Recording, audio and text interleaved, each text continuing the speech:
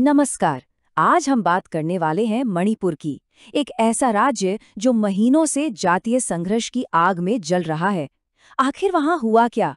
चलिए इस पूरे संकट को परत दर परत समझते हैं। तो देखिए, मई 2023 से जब ये हिंसा शुरू हुई तो इसका असर कितना भयानक रहा है। अब तक 250 से भी ज्यादा लोग अपनी जान गंवा चुके हैं। और बात सिर्फ मौतों तक ही सीमित नहीं है। सोचिए, 60,000 से ज्यादा लोग अपने घर, अपनी जमीन, सब कुछ छोड़कर आज राहत कैंपों में रहने को मजबूर हैं।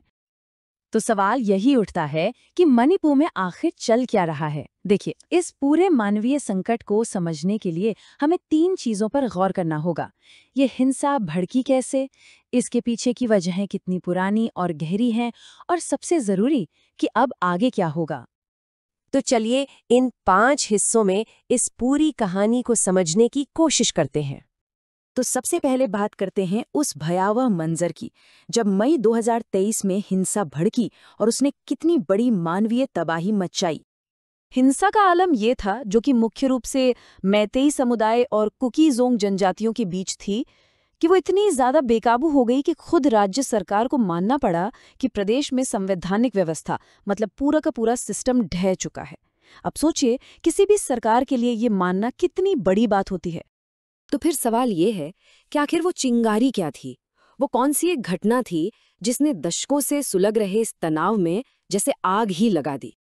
अच्छा, तो पूरी कहानी शुरू होती है 19 अप्रैल को आए एक कोर्ट के निर्देश से, जिसमें कहा गया कि मैतेई समुदाय को एसटी दर्जा देने पर विचार किया जाए। अब इसके विरोध में 3 मई को आदिवासी समूहों ने एक एकजुटता मार्च निकाला, और बस यहीं से बात बिगड़ गई। ये मार्च देखते ही देखते पूरे राज्य में एक भयानक जातीय संघर्ष में तब्दील हो गया।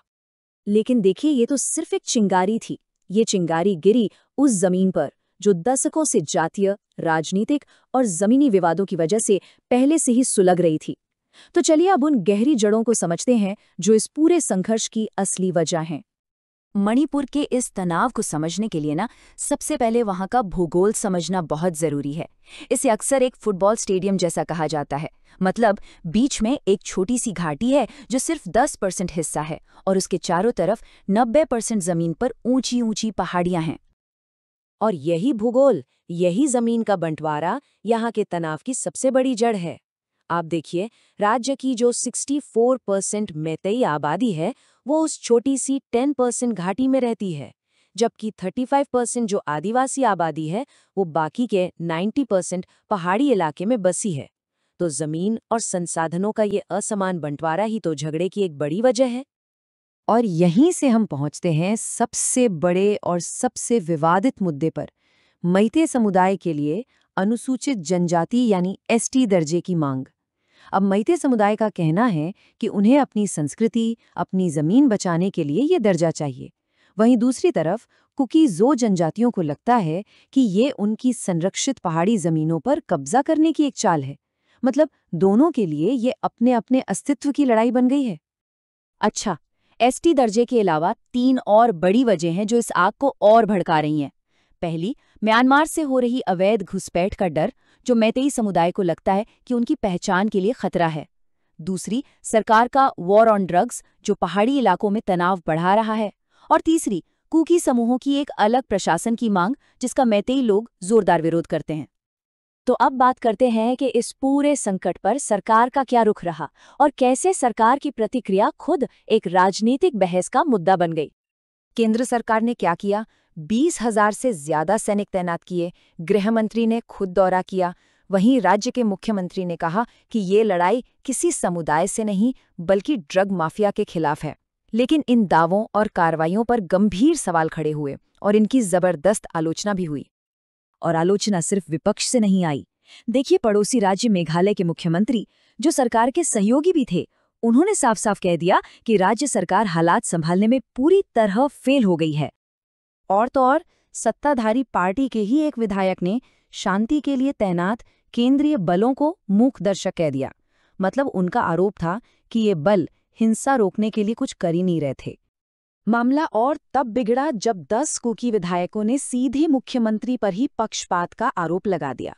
उन्होंने कहा कि राज्य सरकार जानबूझकर उन्हें निशाना बना रही है। इस बयान ने जातीय और राजनीतिक दोनों दूरियों को और भी ज्यादा बढ़ा दिया। और इस बीच सरकार ने सूचना को रोकने के लिए जो एक तरीका अपनाया वो था महीनों तक इंटरनेट शटडाउन। इस एक कदम ने अर्थव्यवस्था, बच्चों की पढ़ाई लिखाई और यहाँ तक कि स्वास्थ्य सेवाओं की भी कमर तोड़ दी, जिससे आम लोगों की मुश्किलें कई गुना बढ़ गईं।